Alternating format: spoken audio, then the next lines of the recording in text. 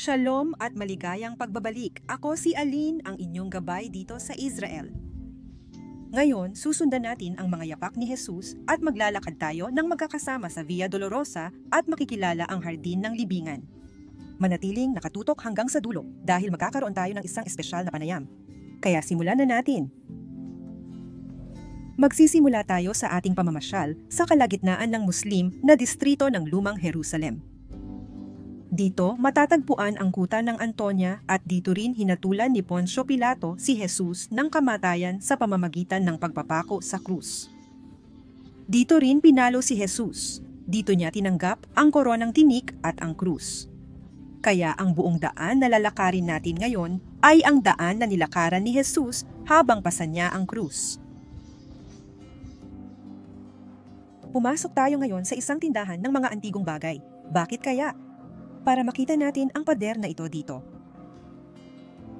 Ang pader na ito ay bahagi ng kuta ng Antonia mula sa orihinal na kuta na itinayo ni Herodes.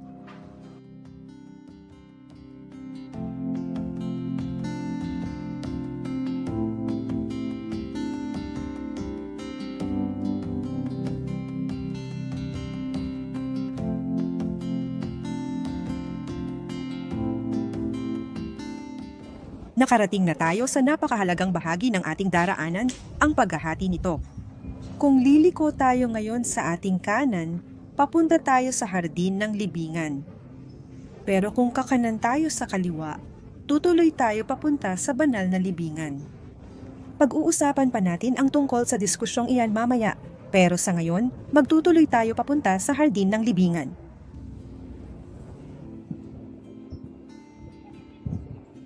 At ang mga batong nilalakaran natin ngayon, ito ang orihinal na sahig noong panahon ni Jesus.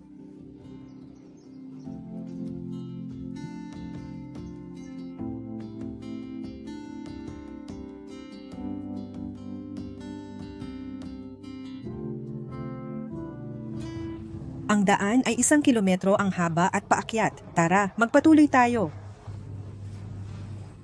Kadalasan, namamangha ang mga tao sa gulo at kalakalan sa Via Dolorosa. Ganito na ang kalagayan mula pa noong panahon ni Jesus. Si Poncio Pilato, ang gobernador ng Roma, ang nag-utos kay Jesus na buhatin ang krus sa gitna ng mga kalsada ng lungsod sa harap ng mga tindahan at paaralan, upang mas maraming tao ang makakita sa kanyang kahihiyan at pagdurusa. At ngayon, lumalabas na tayo sa Damasco Gate. Tandaan natin na si Jesus ay ipinako sa krus sa labas ng mga pader ng lungsod. Kung nag-i-enjoy ka sa paglalakbay, i-share ang video sa iyong mga kaibigan.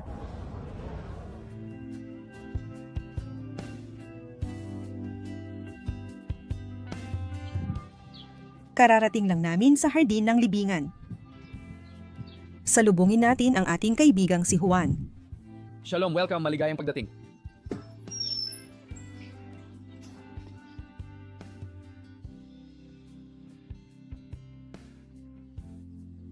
Nandito tayo ngayon sa harap ng Kalbaryo.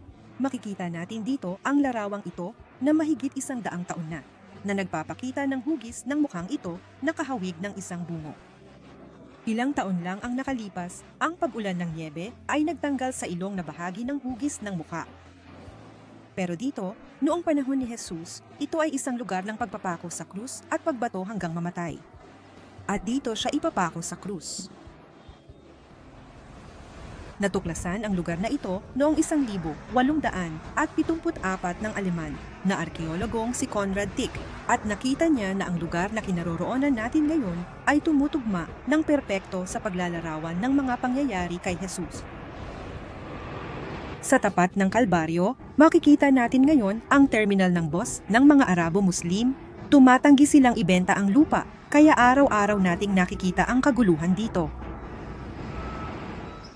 Ang napakagandang lugar na nilalakaran natin ngayon ay pagmamay-ari noon ni Jose ng Arimatea, pati na rin ang libingan at yung inukit sa bato na makikilala natin ngayon.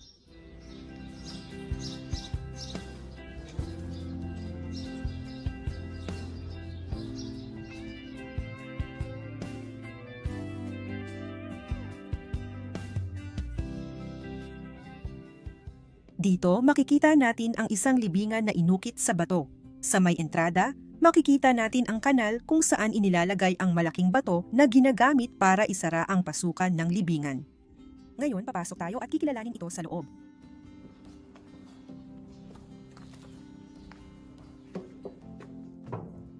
Sa Biyernes, ang katawan ni Jesus ay dadalhin dito at ilalagay sa espasyong ito.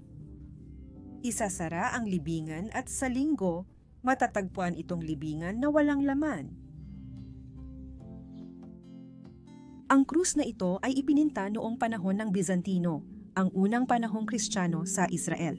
Nagpapakita ito na ang lugar na ito ay pinagdarausan na ng mga Kristiyano mula pa noong unang panahon nila sa banal na lupain. Tulad ng alam ninyo, mayroong banal na libingan at narito rin ang hardin ng libingan. At ang tanong na gusto kong itanong sa iyo ay, ano ang opinyon mo tungkol sa dalawang ito? Bueno, isang bagay ang alam natin, parehong may makasaysayang halaga ang dalawang lugar, kapwa ang simbahan ng banal na libingan at ang lugar na ito. Sa totoo lang, mas matanda ang tradisyon doon at mas bago ang lugar na ito. Pero dito, mas madaling makita ang sinasabi sa Biblia. Sabi sa Biblia sa Juan na malapit sa lugar ng pagpapako ay may hardin, isang lugar na pang-agrikultura, at meron tayong pisaan ng ubas dito na mula rin sa panahong Romano.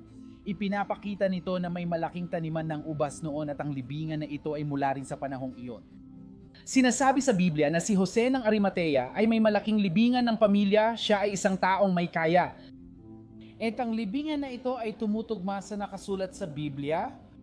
Isang bagay na interesante na sinasabi ng Biblia ay ganito: pagkatapos ng Sabado, bumalik ang mga babae para ihanda ang katawan ni Jesus. Pumasok sila sa loob ng libingan at tumingin sa kanang bahagi at nakita nila ang isang binatang nakaputi na nakaupo. Kaya dito sa libingan na ito, makikita mo ng malinaw ang sinasabi ko rito. Kahit sino na dumating dito sa bungangan ng libingan at yumuko, makikita niya agad ang lugar na sinasabi ng Biblia rito. Kaya kitang-kita mo talaga ng malinaw.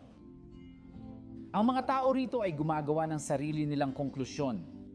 May isang napakagandang punto dito sa lugar na ito dahil tumutugma ito sa nakasulat sa Biblia at makikita ng mga tao gamit ang sarili nilang mga mata.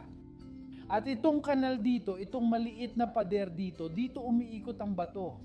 Naalala mo ba ang kwento na sinasabi sa Biblia na nag-aalala ang mga babae kung sino ang magpapagulong ng bato mula sa bungangan ng libingan? Dito makikita natin ang isang aral mula sa Biblia, ipinapakita sa ating sariling mga mata. Kaya maraming salamat, Juan. At napakagandang buod nito dito sa nakasulat sa lugar na ito na hindi siya narito dahil siya ay muling nabuhay at iyon talaga ang mahalaga. Ang lugar na ito ay puno ng matinding pananampalataya at emosyon. Sana nagustuhan ninyo ang ating lakad ngayon. Kung nagustuhan ninyo, mag-subscribe sa channel. Isang halik mula sa Jerusalem at hanggang sa muli.